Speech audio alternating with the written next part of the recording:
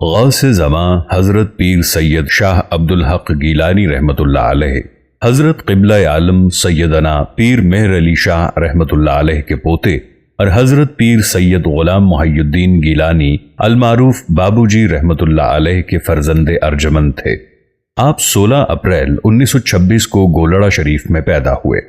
آپ کا سلسلہ نسب 27 واسطوں سے محبوب سبحانی غوث اعظم حضرت شیخ عبد القادر الجیلانی رحمۃ اللہ علیہ سے ہوتا ہوا سیدنا امام حسن علیہ السلام سے جا ملتا ہے۔ آپ مادرزاد ولی تھے۔ بچپن ہی سے ازلی سعادت اور خاندانی نجابت کے کامل آثار آپ کی مبارک پیشانی پر ہویدا تھے۔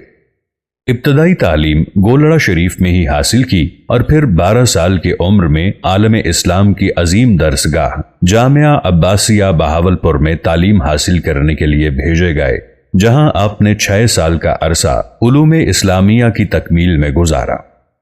آپ کے والد گرامی حضرت قبلہ بابو جی رحمۃ اللہ علیہ نے آپ کی اعلیٰ درجے کی تربیت پہ خصوصی توجہ دی، جس کے آپ کی سیرت و کردار پہ گہرے اثرات مرتب ہوئے۔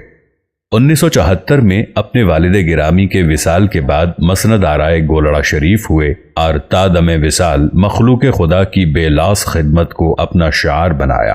فیاضی، خوش خلقی، بے نفسی، خندہ پیشانی، دکھیوں کی غم گساری، غریب پروری اور ہر دم یاد الہی میں مشغولیت آپ کے اوصاف حمیدہ تھے۔ الغرض چال ڈھال، گفتار و کردار، حسن معاشرت و حسن ادب، اعلیٰ ترین اخلاقیات اور باطنی اسرار، گویا کہ ہر ادا میں اکابر مشائخ چشت کا عکس جمیل تھے۔